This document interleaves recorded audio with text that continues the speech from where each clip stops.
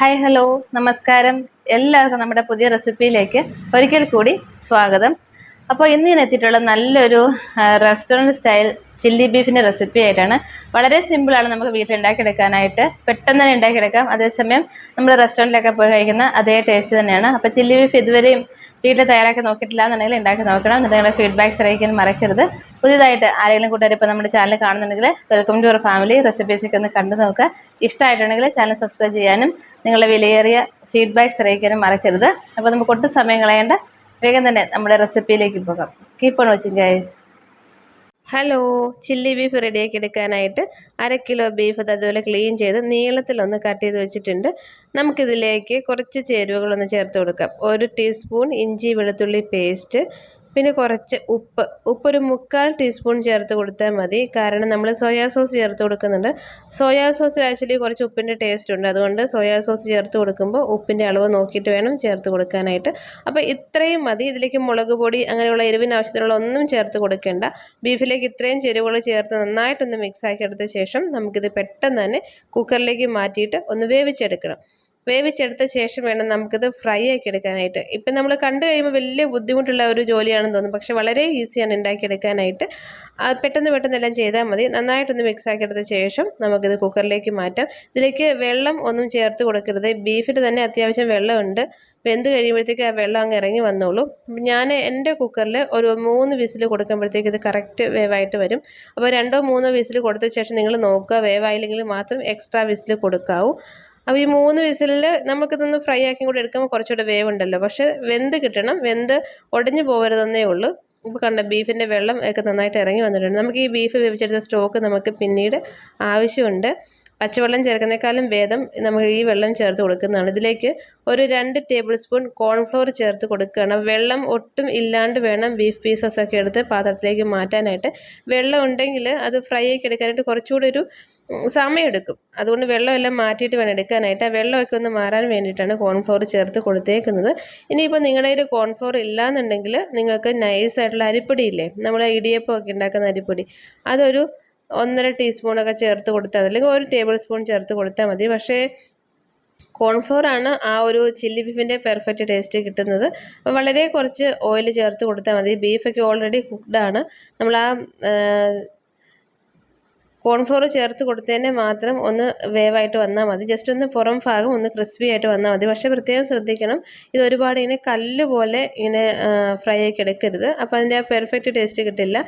ഉള്ളിൽ നല്ല സോഫ്റ്റായിട്ട് വേണം, പുറം ഭാഗം ഒന്ന് ക്രിസ്പി ആയിട്ട് വരണം, അത്രയും വേണ്ടൂ. അപ്പോൾ ഒരുപാട് എണ്ണയൊന്നും വേണ്ട.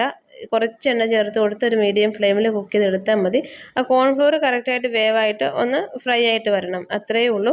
അപ്പോൾ നിങ്ങൾക്ക് വേണമെങ്കിൽ 2 ബാച്ചായിട്ട് ഫ്രൈ ആക്കി എടുക്കാം. അത് നിങ്ങൾ ഉപയോഗിക്കുന്ന ആ ഒരു പാനിൻ്റെ വലുപ്പം അനുസരിച്ച് വേണം. അപ്പോൾ എനിക്ക് തോന്നുന്നത് നോൺ സ്റ്റിക്ക് പാനൊക്കെ ആണെങ്കിൽ ഒരുപാട് എണ്ണ വേണ്ടത് പെട്ടെന്ന് റെഡി ആയിട്ട് തന്നെ കിട്ടും. കണ്ടോ, ഒരു സൈഡ് ഫ്രൈ ആയിട്ട് വന്നിട്ടുണ്ട്. കല്ല് പോലെ ആവാണ്ടിരിക്കാൻ ഒന്ന് ശ്രദ്ധിച്ചാൽ മതി. അപ്പോൾ നമുക്ക് പെട്ടെന്ന് ഉണ്ടാക്കാവുന്നേ ഉള്ളൂ. വളരെ ഈസിയാണ്. അതേസമയം നമ്മൾ റെസ്റ്റോറൻറ്റിലൊക്കെ പോയി കഴിക്കുന്ന അതേ ടേസ്റ്റ് തന്നെയാണ് വീട്ടിലുണ്ടാക്കിയെടുക്കാനായിട്ട്.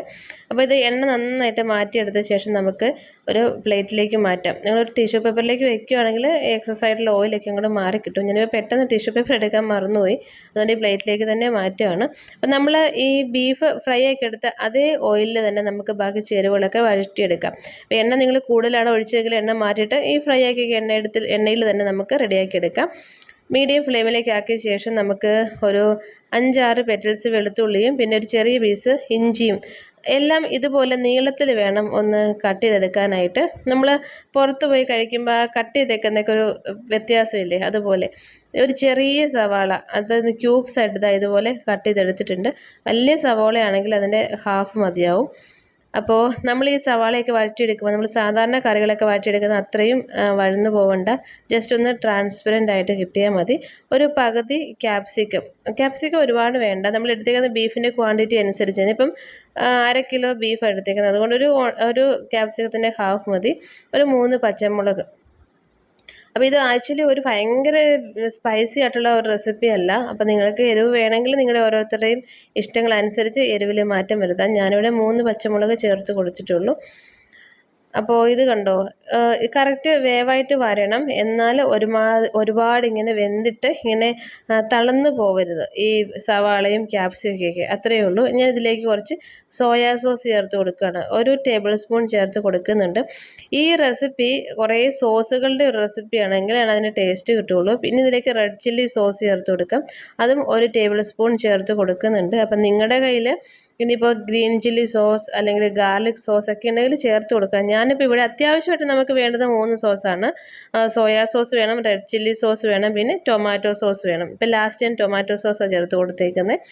ചെറിയൊരു സ്വീറ്റ് ആയിട്ടുള്ള ടേസ്റ്റ് കിട്ടും. അപ്പം നമുക്കിതെല്ലാം നന്നായിട്ടൊന്ന് മിക്സ് ആക്കി എടുക്കാം. ഇപ്പം ചെറിയ തീയിൽ വെച്ചിട്ട് വേണം മിക്സ് ആക്കി എടുക്കാനായിട്ട്. ഇനി ഞാൻ ഇതിലേക്ക് നമ്മൾ നേരത്തെ ബീഫ് വേവിച്ച് വെച്ച ബീഫിൻ്റെ വെള്ളമില്ലേ, ആ സ്റ്റോക്ക് കൂടി ചേർത്ത് കൊടുക്കാം. എന്നിട്ട് നന്നായിട്ടൊന്ന് തിളച്ച് വരുമ്പോഴത്തേക്കും ഈ സോസുകളുടെ ഫ്ലേവറൊക്കെ ആ ഒരു വെള്ളത്തിലേക്ക് നന്നായിട്ട് കിട്ടും. നന്നായിട്ടൊന്ന് തിളച്ച് വരട്ടെ. തീ അല്പം കൂട്ടി വെച്ചോളൂ. അപ്പോൾ ഈ സമയത്ത് നിങ്ങൾ ഉപ്പ് നോക്കിക്കോണം. ഉപ്പ് കുറവാണെന്നുണ്ടെങ്കിൽ മാത്രം ഉപ്പ് ചേർത്ത് കൊടുക്കുക. അപ്പോൾ നമ്മൾ നേരത്തെ ഫ്രൈ ആക്കി വെച്ച ബീഫ് കൂടി ചേർത്ത് കൊടുത്ത് നന്നായിട്ടൊന്ന് മിക്സ് ആക്കി എടുക്കാം.